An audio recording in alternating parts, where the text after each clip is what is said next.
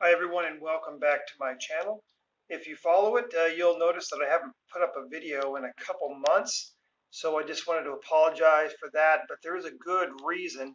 I am a member of the military. That's my job. That's what I do for a living, and part of that is getting deployed every once in a while, and right now I'm just finished the second month of a deployment, so you can see in front of you, though, I have still had the opportunity to pick up a few items, although my purchases have dwindled quite a bit. Been spending a fraction of the stuff that I normally pick up, and I've even noticed that the prices are really high right now too for stuff, it seems. So stuff's going for more than I've ever seen it go before.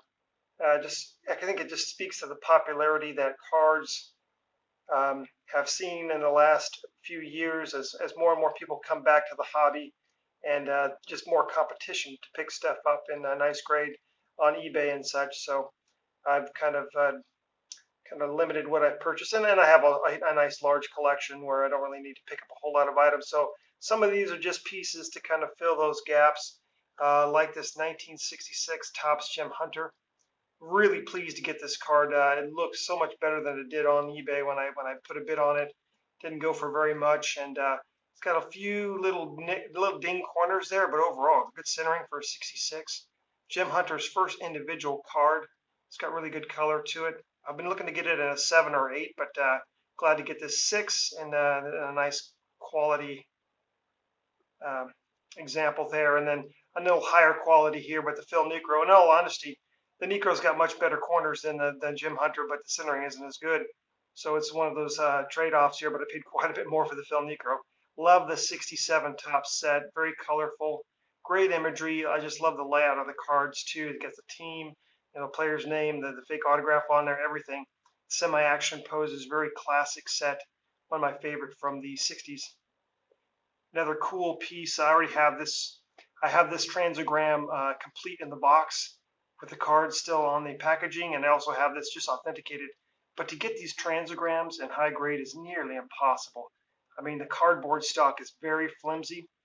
This one is a VGX4, and the cardboard stock is fairly intact. I don't see any creases on this, which is hard to get these without the creasing.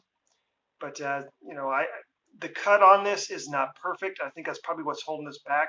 If you see an item like this that comes off a box and it's poorly graded, but it's intact, meaning there's no creases or anything in it, and it could be just because the cut of it is, it's not great. So I don't know if they grade that or not according to the cut on that, but that hand cut, I picked it up for a decent price. Really, really glad to have that in a VGX4. A cool Tom Seaver card from '72. Love the in-action cards from that year. This one's nicely centered, just a real solid 7 all the way across the board. Another hand cut item, and you can see the difference between that and the transogram.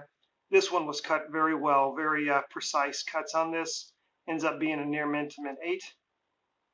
And once again, what's the potential on that if someone were to do a better job, crack that out, and do a better job of cutting it right on those dotted lines? I don't know. I'm not going to do that, but you just know that's a good card. You're getting your money's worth. Another Pete Rose, last vintage year, mini consider 1980 Topps, the classic set.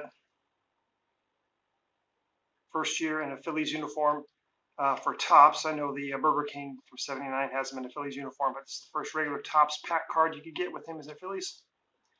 And then moving on to another Tom Seaver card, boosting the Seaver collection just a little bit. Just a solid collector grade, a near mint to mint 8. And then for my Elvin Hayes collection here, this 1974 rebounds leader. Elvin Hayes, nobody even talks about him, but he's one of my favorite old school big men. Dude was dominant. He only led the league in rebounds by like over 2 rebounds a game. You look on the back of this card, it wasn't even close, man. He was a man child. And then down here, an odd piece, probably more popular now because they're doing this in the Topps Heritage this year, these scratch-off cards coming back.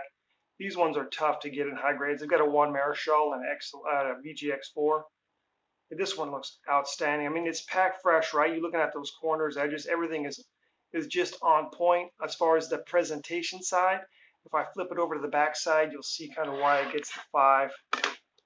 You see some of that's coming off. The game piece is actually worn off. And you'll see the seam down the center here. that oftentimes will hold these cards back. So it's pretty nearly impossible to get this. But I mean, this thing is literally packed fresh regardless of that.